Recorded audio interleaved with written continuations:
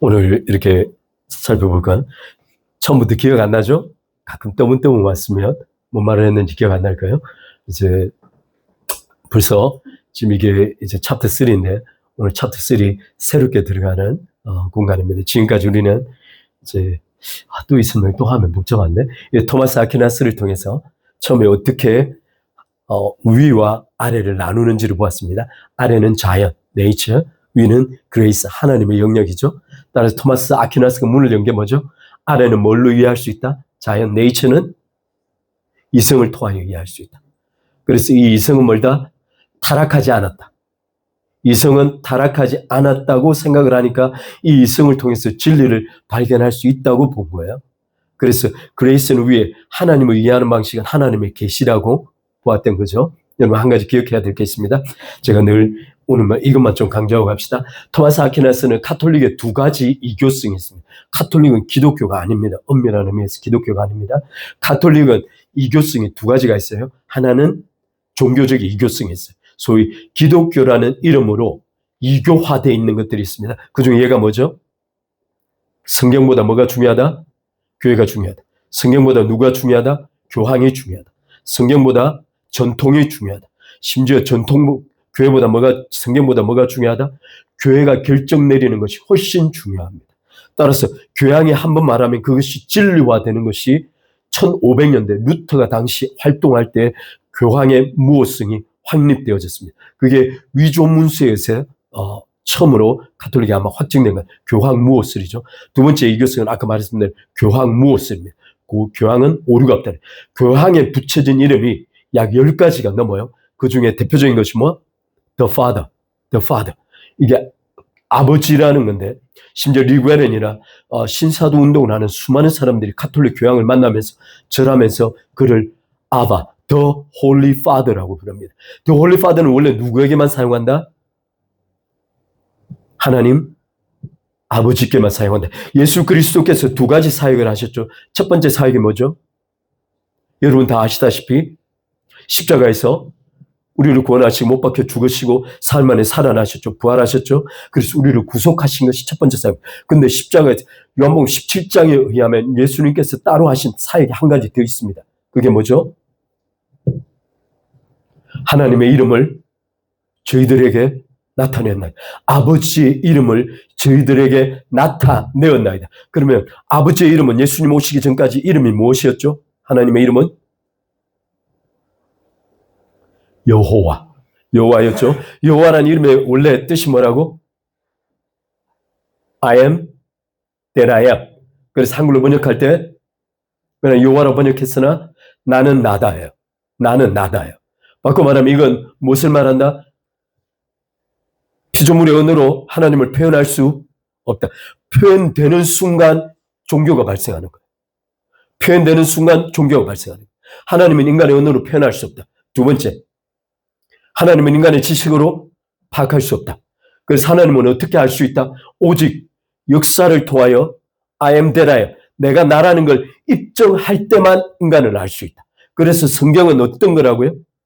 하나님께서 자신을 입증한 기록이 성경입니다. 다시 한번, 성경은 어떤 기록이라고요? 하나님께서 자신을 입증하신 역사적 사실을 기록해 둔 것이 바로 성경입니다. 따라서 구약 성경 속에 전체 하나님의 이름이 계속 다르게 나타나죠.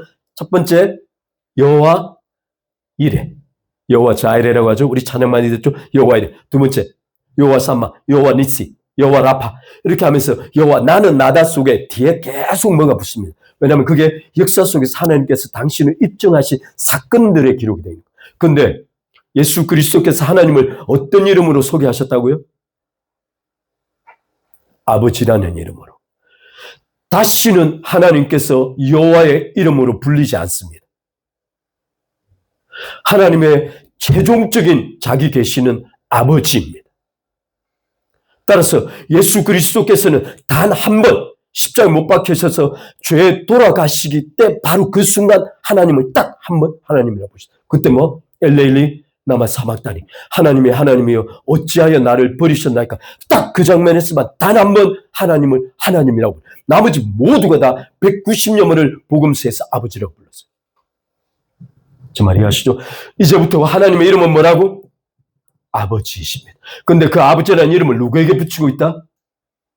교황에게. 그냥 있을 수 없는 일이에요. 두 번째, 카톨릭의 철학적 이교성이 있다고 그랬어요.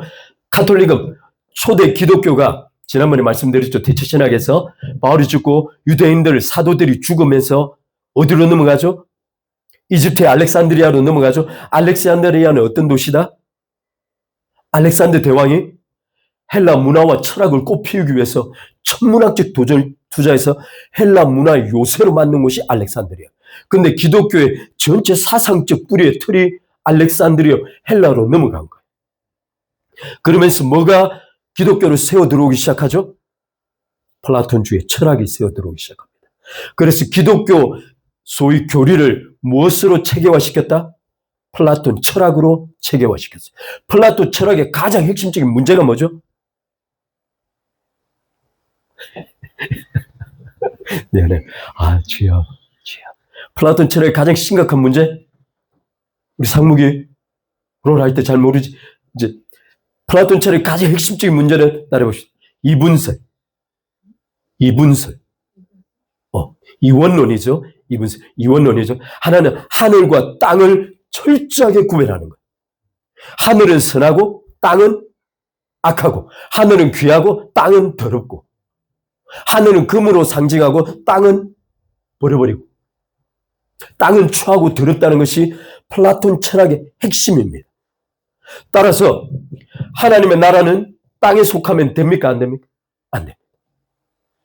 기독교 교리가 철저하게 망가지기 시작한 거예요. 그러면서 카톨릭이 이 플라톤 철학 위에 세워져 있어요. 그래서 약 1000년이 지나갔어요. 완전히 자연을 완전히 무시하고 또는 완전히 자연을 짓밟은 상태에서 1000년이 지나갔어요. 그 다음에 누가 나오죠? 아리스토텔레스라는 인물이 나옵니다. 아리스토텔레스는 어떤 인물이죠? 플라톤과 달리 이원론이 아니고 이론론. 자연이 중요하다. 자연의 모든 것이 다 있다고 보는 거예요. 그래서 토마스 아퀴나스가 생각하기를 오케이. 그럼 기독교가 카톨릭이 지금까지 채워왔던 철학적 문제를 해결할 수 있겠다고 생각한 거예요. 그래서 위로는 하늘로는 플라톤을 두고 땅으로는 아리스토텔레스를 받아들이기로 생각한 거예요. 토마스 아퀴나스가 착각한 것이 있습니다. 무엇을 가만히 두고 로마 카톨릭이 가지고 있는 기독교 교리적 문제는 그대로 둔 채로 철학적 문제를 해결하려고 시도한 거예요. 따라서 교리적인 것이 문제 해결이 안 되니까 이 철학적 문제 또한 해결이 안 되는 거예요. 철학을 철학으로 해결하려고 하는 거예요. 그걸 기독교 속으로 끌어들이려고 생각한 거예요. 철저하게 실패했습니다. 그런데 토마스 아퀴나스 때문에 생긴 문제가 있죠. 어떤 문제가 생겼죠? 토마스 아퀴나스가 이성은 타락하지 않았다 그러니까 이 말을 누가 처음에 싹 빨아들였을까요? 불신자들 중에 예술인과 지식인들이 이성은 타락하지 않았다는 생각을 쫙 빨아들였습니다. 그리고는 자기 자신의 인간적 가치를 이 이성을 통하여 적극적으로 표현하기 시작한 거예요. 나중에 어떻게 했다? 이 이성이 어디를 잡아먹었다? 하늘을 잡아먹은 거예요. 그리스가 죽은 거예요. 하나님께서 자리가 없어진 거예요. 하나님의 계시가 없어진 거예요. 그러니까 뭐만 남았다? 오케이. 할렐루야. 안 들어가서 다행이다. 오케이. 맞나.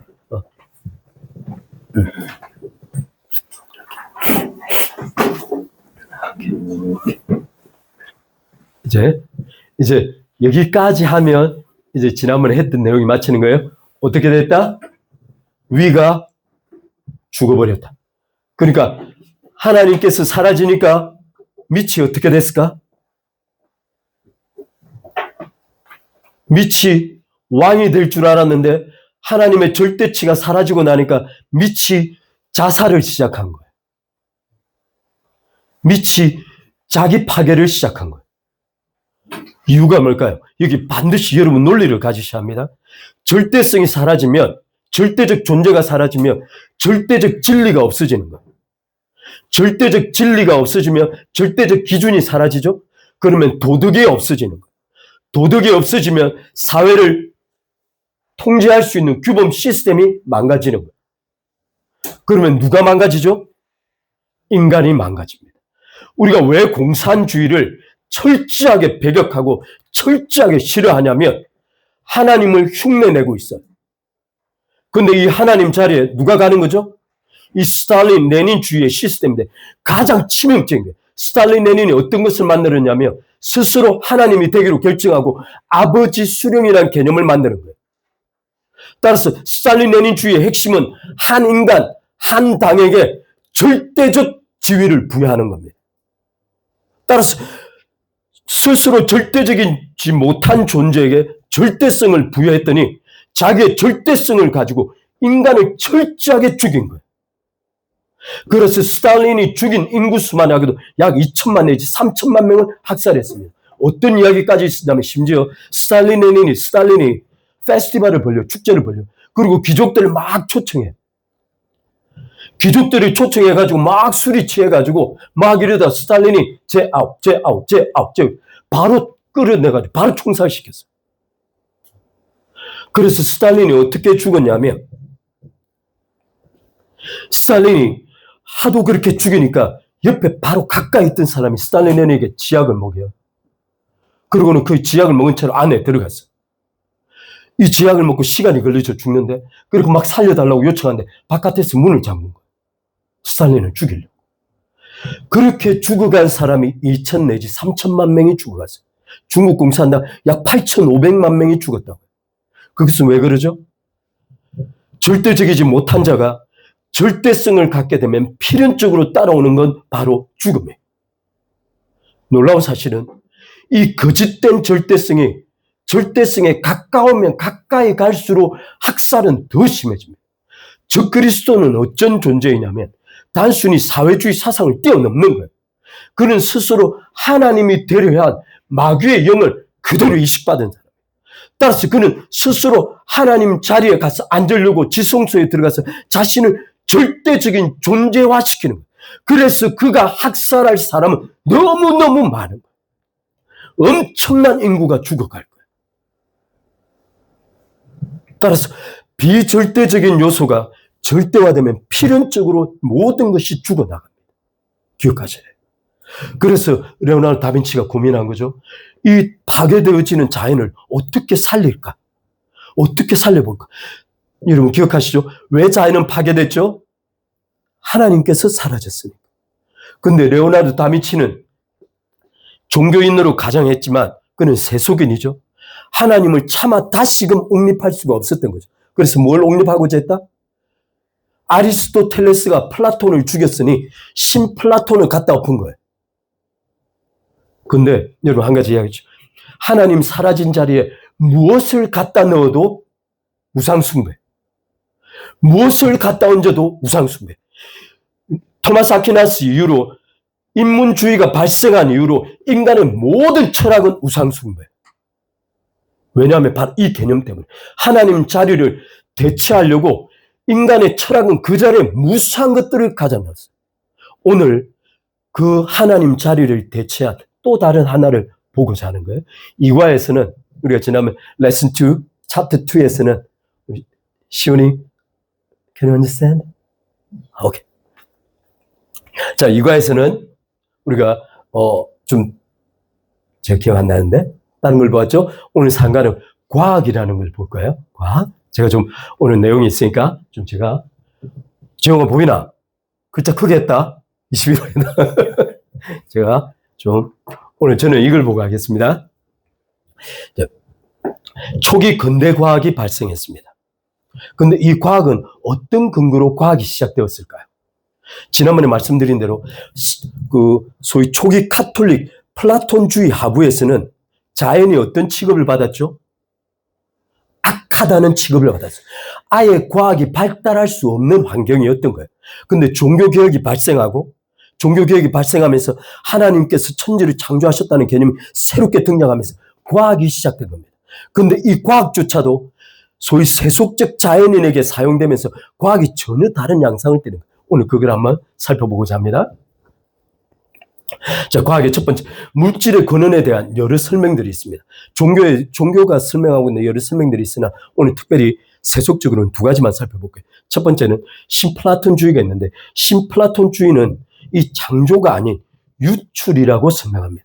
유출. 유출은 어떨까 하면 제 안에서 기가 빠져나가듯이 쭉 빠져나가면서 차례대로 만물의 질서대로 창조되었다는 거예요. 따라서 이 에미네이션이라는 이 말은 the one이라는 궁극적 존재 아래서 필연적 유출, 제가 좀 이따 철학적으로 말씀드릴 필연적 유출에 의해서 the one의 존재가 살짝 빠져나가면서 이 거리에 의해서 존재의 양상과 존재 상태가 결정되는 거예요. 따라서 이 유출은 절대선, 절대 존재의 기원이었던 이 the one이 차츰 나가면서 선이 줄어들고 존재적 양상이 줄어들고 맨 끝에 가면 선 자체가 사라지고 존재 양상이 사라지는 그때까지 계속 유출이 발생하는 거예요. 따라서 맨 끝에 존재는 선도 없고 존재도 희미한 거예요. 그래서 그를 그림자라고 불렀어요. 이건 창조 개념이 아니고 그냥 흘러간 거예요. 근데 여기 몇 가지 문제가 있습니다. 제가 정의를 말씀드립니다. 궁극적 존재인 the one이 자신의 존재를 손상시키지 않으면서 이제 철학적 개념상 그렇다는 거예요. 낮은 차원의 존재들을 막 흘려보내듯이 만들어내는 걸 유출이라고 합니다. 근데 여기 문제가 있어요. 궁극적 존재인 the one이라고 불렀는데 이건 존재할까요? 존재하지 않을까요? 이건 철학적 상상입니다. 상상입니다. 여러분 한 가지 기억, 늘 왜 종교개혁자들이 성경을 중시하냐면 제가 위에 말씀드렸죠. 불특정이라는 것, 하나님은 자신의 존재를 아까 I am that I am이라고 그랬잖아요. 이 말의 궁극적인 뜻의 핵심은 역사를 통하여 내가 내 스스로를 입증하겠다는 겁니다. 따라서 성경은 두 가지로 구성이 되어 있는데 하나는 하나님의 예언, 하나님의 성취, 하나님의 예언, 하나님의 성취, 하나님의 예언, 하나님의 성취로 구성되어 있습니다. 따라서 하나님께서는 우상들에게 말하기를 소선지자 대선지자들 끊임없이 우상들과 쟁론하며 변론하며 말씀하시고 너희들 예언해 보라는 그리고 그것을 너희가 성취할 수 있는지 너희가 스스로 입증해 보라는 우상에게. 하나님께서 태고적부터 비밀을 밝혀내시고 태고적 창조 전에 작정을 완성하시고 작정하신 다음에 그것을 완벽하게 성취해 가시는 것을 역사를 통해서 내가 스스로를 입증하겠다는 거예요. 따라서 지금 여기에 상징하고 있는 the one은 존재하는 존재가 아닙니다. 그냥 철학적 상상에 불과해요. 왜냐하면 the one은 존재를 입증한 기록도 없고 아무것도 없습니다. 따라서 유출의 순서는 이렇습니다. the one이 그 다음 나가는 존재가 조금 더 the one하고 가까우니까 누스, 지성이라고 불렀죠. 바로 여기에 신플라톤의 핵심적 사상이 있습니다. 아리스토텔레스가 왜 실제 플라톤주의나 신플라톤주의는 인간의 영혼은 영원하다고 보았어요. 근데 아리스토텔레스는 영혼은 불멸하지 않는다고 보았어요. 근데 아리스토텔레스가 주장한 것이 하나 있습니다. 인간의 지성은 타락하지 않는 채로 영원하다고 본 거예요. 토마스 아퀴나스가 바로 이 지성을 받아들인 겁니다. 지성은 영원하다는 개념을 받아들여서 이 지성을 통해서 자연을 진리 상태로 파악할 수 있다고 주장한 거예요. 여기서부터 바로 문제가 돼요. 여기서 철학적 개념을 신학적 개념으로 끌어들인 거예요. 여기서 온갖 오류들이 발생합니다. 여기서 세속적 인문주의의 근거가 됩니다. 두 번째, 여기 누스가 있죠. 그 다음에 세계 영혼이 있습니다. 그 다음에 물질 세계가 있는데 맨 끝으로 가면 그림자라고 보았어요. 그 그림자는 선도 없고 의미도 없고 상태도 없고 존재도 없는 존재가 됩니다. 그래서 저들은 소멸해서 사라질 겁니다. 그런데 이 세계 영혼은 늘 the one을 그리하면서 the one으로 회귀하려고 하는 경향을 가지고 있다라고 플라톤이 생각한 거예요. 그것에 의해서 인간은 지성적 노력과 덕에 의해서 the one으로 가까이 갈 수 있다고 철학적 의견을 제시한 겁니다. 근데 여기 몇 가지 문제가 있습니다. 레오나르도 다빈치가 그리려고 했던 것이 무엇이냐면 바로 이 세계 영혼입니다. 이 세계 영혼을 영혼이 존재하는 것으로 보아 이것을 하나님을 대체할 수 있는 상층부라고 레오나르도 다빈치는 생각했어요. 그래서 모든 그림마다 인간의 영혼, 세계 영혼, 영혼을 그리려고 그토록 노력하다 죽었어요. 여기 유출의 본질적 문제가 네 가지 있습니다. 첫 번째는 창조주와 피조물 사이에 존재적 간격이 없습니다. 지성, 누수, 모두가 다 유출돼서 다 연결되어 있는 거예요. 따라서 이 개념은 아까 말씀드린 대로 모든 존재가 the one하고 연결되어 있어 범신, 모든 존재가 신이 될 수 있는 그런 개념적 맹점을 가지고 있습니다. 두 번째, 유출은 차례대로 성과 존재가 감소하면서 맨 끝까지 갑니다. 그럼 어떤 결론이 나오냐면 맨 끝에 존재하고 있는 또는 맨 끝 앞에 존재하고 있는 인간의 육체를 가지고 물질을 가지고 있죠. 그러면 인간은 존재 자체부터가 인해 선의 결핍으로 낳는 거예요. 따라서 인간이 악을 행할 때 그 악에 대한 책임을 물을 수 없습니다. 왜냐하면 존재 자체가 이미 선의 결핍으로 태어났기 때문에.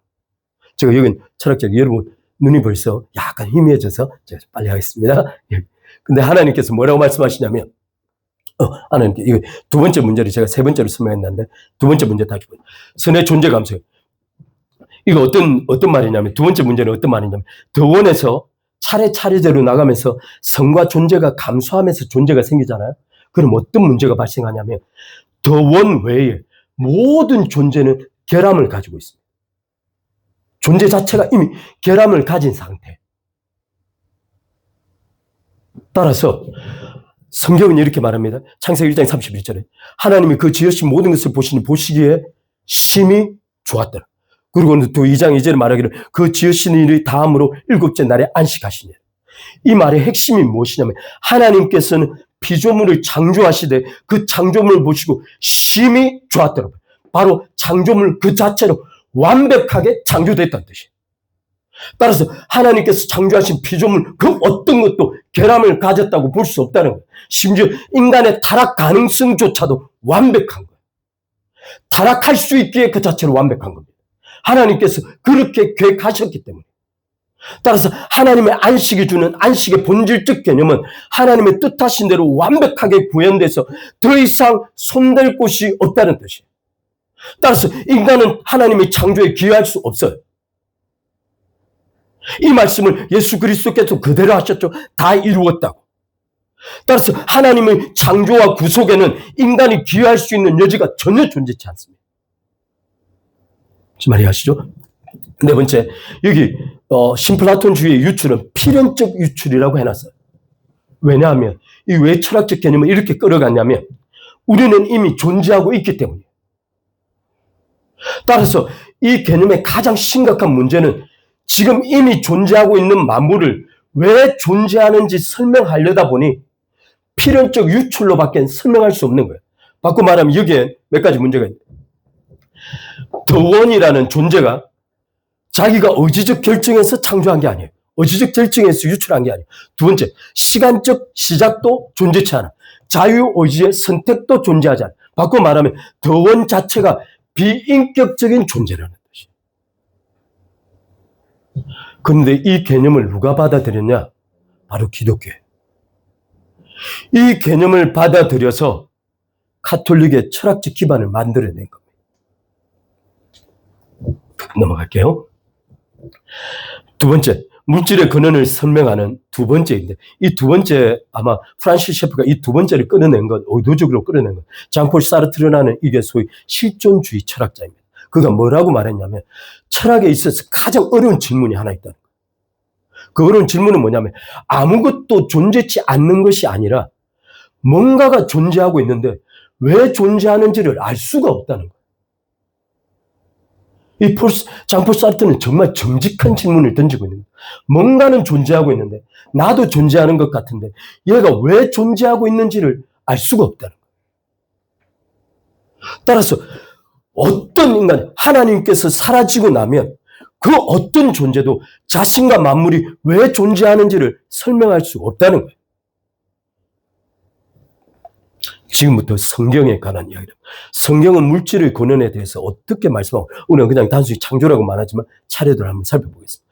모든 세계는 창조주 하나님에 의해 창조된 피조물이다. 예외가 없습니다. 모든 피조물입니다. 보이지 않든 보이든 상관없습니다. 그 어떤 존재든 존재하는 모든 것들은 하나님의 창조물이에요. 신의 존재 연장으로서 유출된 게 아닙니다. 그것은 완전히 독립된 객체로서의 실체로 존재하고 있습니다. 철학은 이걸 해결을 못하니까 경험주의와 소위 논리 실정주의라는 개념이 생긴 거예요. 바깥에 존재하고 있는 이 나무가 실제인지 모르겠다는 거예요. 그 이유는 내 감각 자체를 믿을 수 없다는 거예요. 오감 자체. 하나님께서 사라지고 나면 인간이란 존재가 자기 눈앞에 존재하고 있는 이 오감의 감각과 실체조차도 확신할 수 없다는 경향에 빠집니다. 나중에 이것이 어떻게 발전하는지는 보겠습니다. 두 번째, 하나님의 창조의 원래 핵심 단어들이 있는데요. 창세기에 두 단어가 설명되어 있습니다. 이건 첫 번째 히브리어 단어 바라입니다. 이 바라라는 단어의 뜻을 좀 여러분 기억해 두시면 좋겠습니다. 이 히브리어 바라의 뜻은 바라라는 동사, 창조하다라는, 만들어내다라는 동사 주어는 오직 하나님만 주어입니다. 인간이 주어로 사용할 수 없어요. 이 바라는 오직 하나님께서 창조하시다 그럴 때만 이 바라라는 단어를 사용합니다. 따라서 이 바라라는 단어는 하나님의 고유의 창조 행위를 뜻합니다. 하나님만이 가능한, 하나님만이 하실 수 있는 고유의 창조를 뜻할 때 이 바라라는 동사를 사용합니다. 따라서 하나님의 창조는 첫 번째, 무에서 유를 창조하는 것. 무에서 유를 창조하는 것. 따라서 전혀 새로운 존재를 창조해 내시는 거예요. 아까 말씀드린 것처럼 철학자들이 생각하는 존재적 유출이 아닙니다. 완전히 하나님께서 무에서 독립된 객체를 만들어내시는 거예요. 세 번째, 이 바라라는 의미는 하나님께서 의도하시고 계획하시고 설계하신 완벽한 독립적 실체를 가리킵니다. 바꿔 말하면 존재하는 모든 것들은 하나님께서 계획하시고 설계하신 것들이에요. 다시 한번, 여러분, 이 설계가 중요합니다. 하나님께서 계획하시고 설계하신 거예요. 그래서 우리는 DNA 유사성은 굉장히 많으나 작은 차이에서 극단적인 존재적 차이를 보입니다. 철학자들이 해결하지 못하는 것이 있습니다. 얼마 전에 유튜브 보는데 그 사람이 하는 말이 뭐냐면, 놀랍게도 만물, 이 130억 광년이라고 추정되는 모든 만물은 약 90몇 개의 원소로만 구성이 되어 있다. 그런데 90몇 개의 원소로 구성되어 있는 그 몇 개의 원소만으로 이 130억 광년에 걸치고 있는 이 상상을 초월하는 다양성을 만들어낼 수 있는 것, 있을 수 없는 일이에요. 그 안에 작은 전자적 힘 차이에 의해서 존재가 완전히 달라집니다. 이것은 하나님께서 그 안에 설계하셨다는 뜻이에요. 네 번째, 다시 한번 아까 말씀드린 창세기 1장 31절에 말씀드렸는데, 하나님께서 의도하시고 계획하시고 설계하셨기에 하나님께서 바라를 통해서 창조해낸 모든 창조물들은 그 자체로 완벽합니다. 결함이 존재치 않습니다. 그 자체로 완벽합니다. 결함이 존재치 않습니다. 인간의 타락 가능성 자체가 완벽합니다. 여기서 그래서 아까 말씀드린 여기 원자에서 하나님 보좌 바로 옆에 앉아서 하나님을 찬양하고 있는 그 내생물의 온몸에 눈을 가지고 있고, 그 밑에 에스겔서에 본 대로 바퀴가 굴러다니면 하나님의 보좌 안에서 막 움직이고 있는, 상상을 초월하는 그 형상의 구조 자체도 하나님께서 똑같은 원자에서 비롯된, 또는 그 다른 존재에서 비롯된 하나님의 피조물 그 자체로 완벽함에 결함이 없습니다. 아메바도 결함이 없는 겁니다. 제가 여기 좀 다른 설명을 많이 덧붙이고 싶지만 제가 또 개념적으로 잘못 얘기할까 봐. 근데 놀랍게 창세기에 기록된 창세기 1장에 창조에 관한 단어 바라 외에 단어가 하나 더 있어요. 어떤 단어냐면 이 아샤라는 단어인데, 이 아샤는 놀랍게 하나님께서 주어가 되시기도 하지만 동시에 인간이 주어가 되기도 합니다. 이게 질문이 하나 있습니다. 왜 그럴까요? 이 바라라는 단어는 하나님께만 사용했어요. 근데 왜 아사라는 단어는 하나님과 인간에게 동시에 사용했을까요? 여기에 중요한 특징이 있습니다. 아까 말씀드린 선악을 아는 지식나무는 하나님의 초월적 영역을 보여주죠. 하나님의 초월적 영역은 뭐죠? 인간, 피조물 자체가 가까이 할 수 없는 하나님만의 고유 영역입니다. 이 바라라는 단어가 바로 그 단어입니다. 그런데 하나님께서 생명나무를 두셨어요. 생명나무 두신 목적이 뭐죠? 하나님께서 인간 안에, 만물 안에 자신을 드러내고 싶다는 거예요. 이건 하나님께서 생명나무를 두신 그 목적은 만물 안에 나 자신을 드러내고자 하는 하나님의 강력한 의지를 반영하는 거예요. 인간에게 제발 생명나무를 먹여달라고 하나님께서 원하셨던 겁니다. 왜냐하면 하나님께서 자신을 만물 안에 드러내는 방법은 뭐죠? 하나님의 형상과 영을 가지고 있는 이 인간 안에 직접 내재하심으로 만물이 인간을 통하여 살아계신 하나님을 경험할 수 있게끔 하겠다는 것이 생명나무의 본질적 의도였어요. 근데 이것이 선악을 취해 선악과 나는 지식 나무를 완전히 실패했죠. 근데 그리스도께서 오심으로 이것을 원천적으로 다 회복시키는, 그보다 더 훨씬 깊은 곳으로 하나님 우리 인도해 가십니다. 따라서 이 바라라는 단어는 하나님의 초월적 영역, 선악을 아는 지식의 영역처럼 초월적 영역을 말하고 있다면, 이 아사라는 단어는 하나님께서 인간 안에 내재하고자 하는 하나님의 의지의 반영입니다. 인간에게 하나님께서 하시고 계신 일을 인간이 할 수 있게끔 하겠다는 거예요. 그럼 그게 어떤 일인지 보고. 이 아사라는 동사의 주어는 하나님과 인간의 동시 사용되는데요. 만물의 위임 통치자로서 인간에게 허용된 또는 요구되는 역할이 무엇인지를 말해주고 있습니다. 지금 한번 보겠습니다. 아사는 주로 무에서 유로의 창조를 의미하는 바라와는 달리 바라를 통해서 이미 창조된 피조물들을 어떻게 질서 짓고 그 안에 어떤 구조를 만들며 어떻게 배치할 것을 결정하는 것이 이 아사라는 동사입니다. 따라서 아사는 바라를 침범하는 게 아니에요. 하나님께서 이미 만들어 놓으신 바라 안에서 그것을 어떻게 구조짓고 질서를 만들며 배치하고 안배하여 그 안에 소위 코스모스를 만들어낼 것인가. 따라서 하나님의 아사는 이런 거예요. 하나님의 아사와 인간의 아사가 다른 거예요. 하나님의 아사는 당신께서 하나님께서 직접 창조하신 모든 만물을 하나의 전 우주적 통합 체계 안에 집어넣는 겁니다. 그래서 놀랍게 이 모든 우주는 단 1mm, 단 한 치 오차가 나면 무너지게끔 돼 있어요. 이 질서 구조를 만들어 놓고 하나님께서 그 안에 모든 것을 배치하신 겁니다. 따라서 이 하나님의 아사의 가장 큰 특징은 통합된 하나의 시스템을 만들어내는 거예요.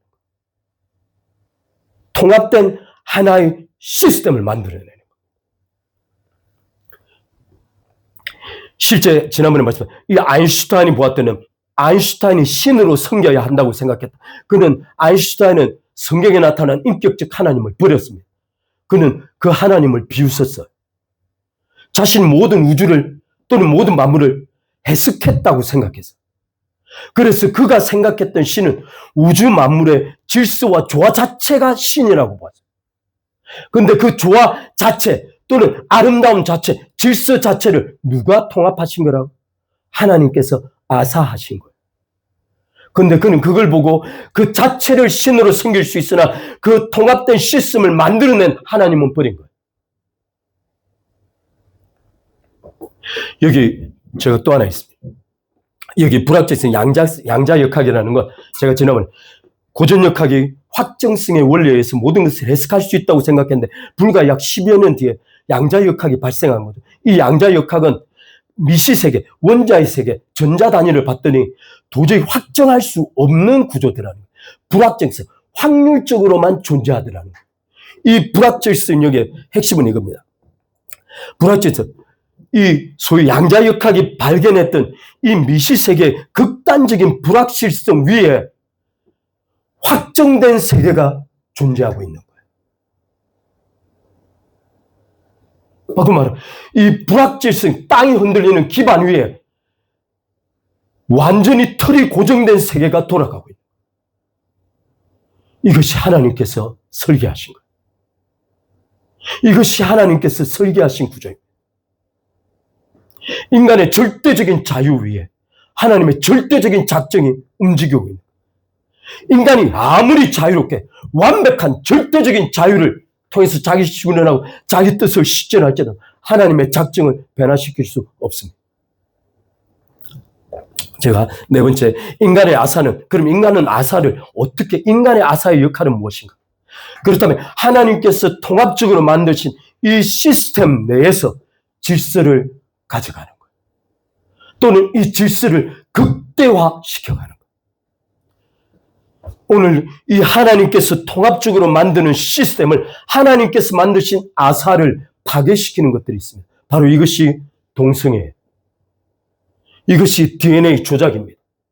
이것이 지금 공산주의, 사회주의 위에 돈 많은 사람들이 하고 있는 생명 연장을 위해서 젊은 애들 피를 빨아서 만들고 또는 산 사람을 장기 축출해서 살아가는 이 시스템 전체가 하나님의 만드신 통합적 시스템을 비웃고 있는 거예요.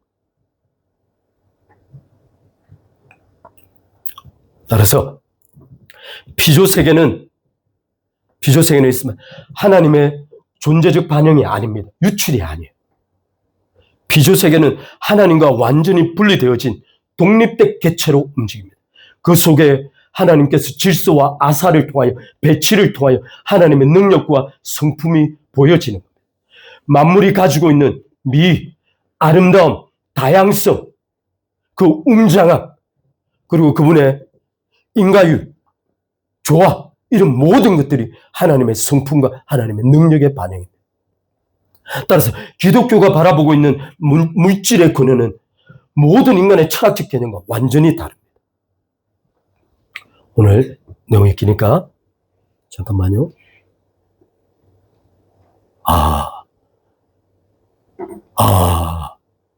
너무 많죠? 오늘 여기까지만 하고 마치겠습니다. 인문주의, 세속적 인문주의가 발생할 그 당시 시점에 이 프란시스 베이컨이 1561년이죠. 아까 말씀드린 레오나르도 다빈치가 죽은 연도가 1519년입니다. 약 5, 60년 뒤에 프란시스 베이컨이라는 분이 최초 과학이 발달할 수 있는 근거를 다음과 같이 이야기하고 있습니다. 그분은 성경에 다음과 같이 말합니다. 인간은 타락과 더불어 자신의 순수한 상태, 하나님 앞에 이노센트, 순수한 상태를 상실하였을 뿐 아니라 자연에 대한 지배권, 하나님께서 맡기신 위임 통치권도 상실했다는 거예요. 하지만 역사적 과정에서 이 같은 상황이 일부 개선될 수 있다는 거예요. 어떻게 개선될 수 있다고 보았냐면, 첫 번째, 그가 하나님과의 관계성 속에 상실한 것은 종교, 믿음을 통하여 회복할 수 있다고 보는 거예요, 일부. 근데 자연에 대한 지배권은 어떻게 회복할 수 있는가라고 프란시스 베이컨이 뭐라고 말하면 바로 예술과 과학을 통하여 개선해 갈 수 있다고 보는 겁니다. 완벽하게 회복은 불가능합니다. 그러나 이때 처음으로 드디어 과학이 하나님의 진리 위에 스타트할 수 있다는 것을 이야기한 겁니다. 그리고는 과학이 발생하기 시작합니다. 첫 번째, 프란시스 베이컨이 말하고 있는 이 과학은 순수한 과학입니다. 바꿔 말하면 하나님의 창조적 질서에 입각한 물질 세계의 질서를 연구하는 거예요. 따라서 이 물질 세계의 질서는 아까 하나님께서 아사를 통하여 시스템 속에 넣은 물질은 철저하게 인과적 지배를 받는 겁니다. 코스 앤 이펙트, 인과. 이해하시죠? 원인과 결과를, 코스 앤 이펙트를 계속 영향을 주고받는 게 물질 세계입니다. 여기는 주관적으로 인격이 개입되어져서 상황을 틀 수 있는 상황이 안 존재하는 거예요. 그래서 고전역학의 아인슈타인이 조건만 주어지면 모든 것을 예측할 수 있는데 그 예측을 인간에게까지 확대시키고 싶었던 거예요. 따라서 이게 베이컨은 과학을 일종의 믿음의 표현이라고 봤습니다. 그는 과학을 믿음의 표현이라고 봤어요. 그래서 기독교 신앙인이어야만 비로소 참된 과학을 시작할 수 있다고 본 거예요. 그래서 두 가지를 비교하겠습니다. 지난번에 우리가 1과 2가에서 계속 강조했죠. 중세 비잔틴 사고, 비잔틴 문화의 특징은 뭐죠? 카톨릭이 가지고 있었던 약 2, 3세기부터 시작된 쭉 플라톤주의, 이원론적 사고예요. 위에 상징적 세계, 특별히 하나님의 세계, 하나님의 영적 세계, 또는 거룩한 세계, 또는 그레이스는 상징으로만 묘사할 수 있다. 상징으로만. 그리고 그것은 너무나 거룩하고 아름답고 완벽하고 조화로워서 자연물을 갖다 댈 수 없다는 거예요. 그런데 비잔틴 사고의 또 다른 측면이 뭐죠? 자연은 철저하게 악하고 더럽고 추하고 만질 수 없고 언젠가 반드시 파멸되어야 하는 존재이기에 이것을 예술화시키고 과학적 연구 대상으로 삼지 않았던 거예요. 그래서 그 당시 예술은 오직 유리글라스에 상징적으로 하나님을 묘사하는 것 외에는 그 예술 활동이 없었던 거예요. 그런데 이것을 어떻게 종교개혁이 바꾸냐? 이게 한번 참 표현을 보겠습니다. 종교개혁의 가장 기본적인 틀은 첫 번째 가장 먼저적인 틀은 하나님께서 reasonable하다. 합리적인 하나님께서 the reasonable God께서 reasonable man, 합리적인 인간을 창조하셨다는 거예요. 또한 그 합리적인 하나님께서 합리적 세상을 창조하셨다는 거예요. 따라서 하나님께서 창조하신 합리적인 하나님께서 창조하신 합리적인 인간, 합리적인 세상에 대하여 합리적으로 창조된 인간이 합리적으로 창조된 세상을 살펴볼 수 있다는 것. 여기가 바로 과학의 출발점입니다. 따라서 과학의 출발점의 가장 기초는 하나님의 합리성에 있습니다. 근데 프란시스 베이컨이 말하고 있는 이 과학은 정말 믿음에서 비롯된 순수한 과학이에요. 근데 이 과학이 짧은 시간 내에 어떻게 타락하는지를 보여주고자 합니다. 이건 다음 시간에 제가 살펴보겠습니다. 오늘도 너무 많은 말을 하면 힘들어하실 것 같아서 오늘 여기서 줄이도록 하겠습니다. 우리 정모 형제가 그냥 피곤하지? 오늘 회사 일을 여기서 이빠이 하느라 우리 잠깐 기도하고 마치겠습니다.